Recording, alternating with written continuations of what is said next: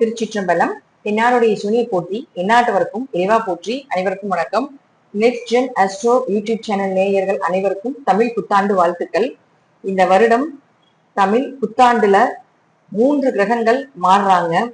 இந்த மாற்றம் அப்படிங்கிறது எல்லாருக்குமே ஒரு வளர்ச்சியை கொடுக்கக்கூடிய மாற்றமாக தான் இருக்கும். குரு பகவான் மிதுன ராசியிலிருந்து கடக ராசிக்கு வைகாசி மாதம் 18ஆம் தேதி உச்சமாகி மாறுகிறார். அதே போல கேது பகவான் சிம்ம ராசியிலிருந்து கடக ராசிக்கும், ராகு பகவான் கும்ப ராசியிலிருந்து மகர ராசிக்கும் கார்த்திகை மாதம் 19ஆம் தேதி பயிற்சியாக போகிறார். இந்த பயிற்சி அப்படிங்கிறது எல்லாருக்குமே ஒவ்வொரு ஜாதகத்தின் மூலமாக நிறைய மாற்றங்களை கொடுக்கக்கூடிய ஒரு அமைப்பு உண்டு. இப்ப ஒவ்வொரு ஜாதகத்திற்கும் எப்படி இருக்கும் அப்படிங்கிறத நம்ம முழுமையாக பார்க்கலாம். மீன ராசிக்குண்டான தமிழ் புத்தாண்டு பலன்கள் எப்படி இருக்கும் அப்படிங்கறத பார்க்கலாம். மீன ராசி, இது உங்க ராசி.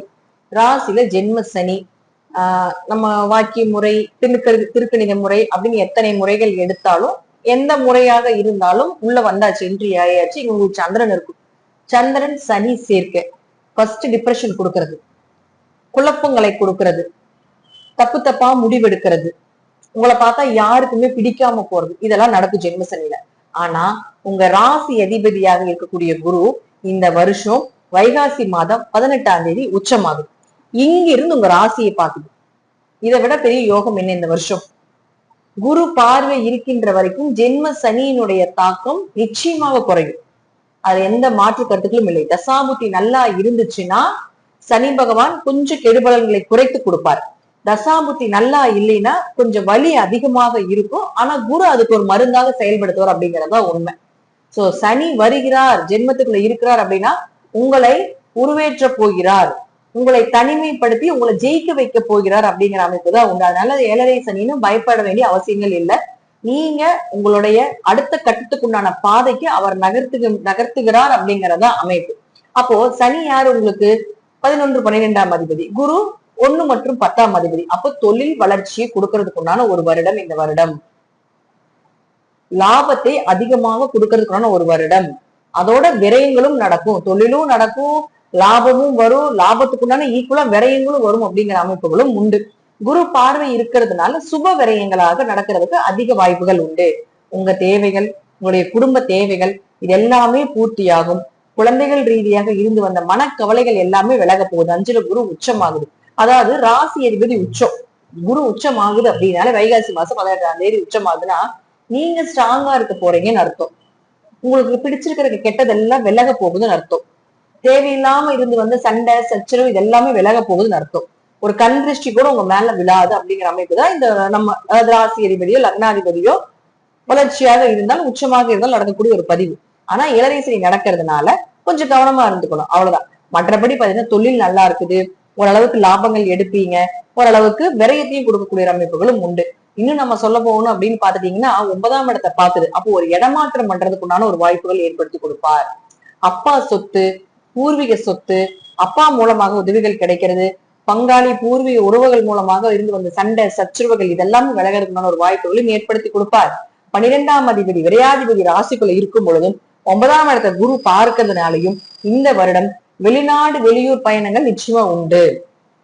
உயர்கல்வி படிக்கிறதுக்காகவோ அல்லது வேலைக்காகவோ ஏதாவது ஒரு விஷயத்துக்காக வெளிநாடு போறதுக்குண்டான வாய்ப்பை நிச்சயமாக ஏற்படுத்தி கொடுப்பார். பொருளாதார வளர்ச்சி ஓரளவுக்கு நன்மைகளை கொடுக்கறதுக்கான வாய்ப்புகளும் உண்டு. திருமணத்தில் இருந்து வந்த சண்டை சச்சரவு பிரச்சனைகள் இதெல்லாம் விலக போகுது. ஓரளவுக்கு எதிர்பார்த்த வரன் அப்படிங்கிறது கை வந்து சேர்றதுக்குண்டான வாய்ப்புகளும் உண்டு. அதே போல உங்களுக்கு தாய் தந்தையினுடைய ஆரோக்கியமும் சிறப்பா இருக்கும், உங்களுடைய ஆரோக்கியம் சிறப்பா இருக்கிறதுனால வாய்ப்புகள் உண்டு. என்னதான் நம்ம வந்து கிரகங்கள் நல்லா இருக்கு அப்படின்னு சொன்னாலும் கேது அடுத்தது வந்து 5ஆம் வீட்டுக்கு வராது. அப்ப குரு கேது சேர்க்கை. இந்த குருவும் கேதுவும் கேல யோகம்னு சொல்லுவோம், கோடீஸ்வர யோகம்னு சொல்லுவோம். அதிக கடனாளி அப்படிங்கிறது குரு கேது தான். சோ கடன் எல்லாம் கொஞ்சம் கவனமா வாங்கிக்கணும். இந்த காலகட்டங்களில் கடன் வாங்கி ஏதாவது பண்ண வேண்டிய சூழ்நிலைகள் கண்டிப்பா உங்களுக்கு வரும். வேற வழியே இல்லைங்க, வாங்கித்தான் ஆகணும் அப்படிங்கிற சூழ்நிலையில இந்த சனி பகவான் வந்து கொண்டாந்து நிறுத்துவார். அதனால கொஞ்சம் கவனமா அது வந்து உங்க ஜாதகங்கள் தசாபுத்தி நல்லா இருந்து அது வந்து உங்களுக்கு யூஸ்ஃபுல்லா இருக்கா, அந்த கடன் வாங்கினா எதுக்காக நீங்க வாங்குறீங்களோ அது உங்க ஜாதகத்துல இருக்கான்னு பாருங்க. இப்போ ஒரு வேலைக்காக வாங்குறீங்க, ஒரு வெளிநாடு போறதுக்காக வாங்குறீங்க அப்படின்னா அது போறதுக்கு வாய்ப்பு இருந்தா மட்டும் வாங்குங்க ஜாதகத்துல, இல்லைன்னா வாங்க வேண்டாம். ஏன்னா அதை அப்படிதான் கொண்டு போய் சிக்க வைக்கும். சோ அதனால இதெல்லாம் கொஞ்சம் கவனமா இருந்து செயல்படுத்திக் கொள்ளணும். குழந்தைகள் விஷயத்துல கொஞ்சம் கவனமா இருக்கணும்.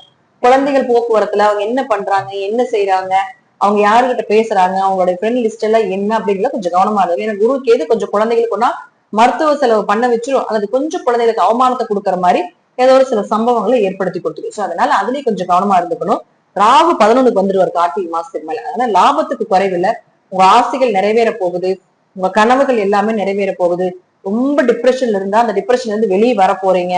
உங்களை போட்டு ரொம்ப போட்டு மன அழுத்தம் பண்ணிட்டு இருக்கும், அந்த மன அழுத்தம் எல்லாம் விலக போகுது. ஏன்னா மன அழுத்தத்துக்கு காரணமே சந்திரன் தான். இப்ப இங்க சந்திரன் இங்கதான் இருக்கும். இந்த குரு பார்க்கும்போது அந்த மன அழுத்தங்கள் விலகிறது, மனசு கொஞ்சம் நிம்மதியா இருக்கிறது, ஆரோக்கியத்துல இருந்து வந்த பிரச்சனைகள் எல்லாமே விலகுது.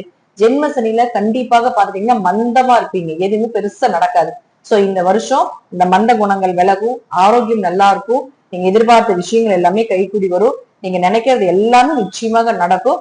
பட் இருந்தாலும் எதுவாக இருந்தாலும் ஒரு முறைக்கு பல முறை யோசித்து சிந்தித்து செயல்பட வேண்டும் அப்படிங்கிறதா இந்த மீனத்துக்கு இந்த வருடம் வரக்கூடிய ஒரு பலனாகும்.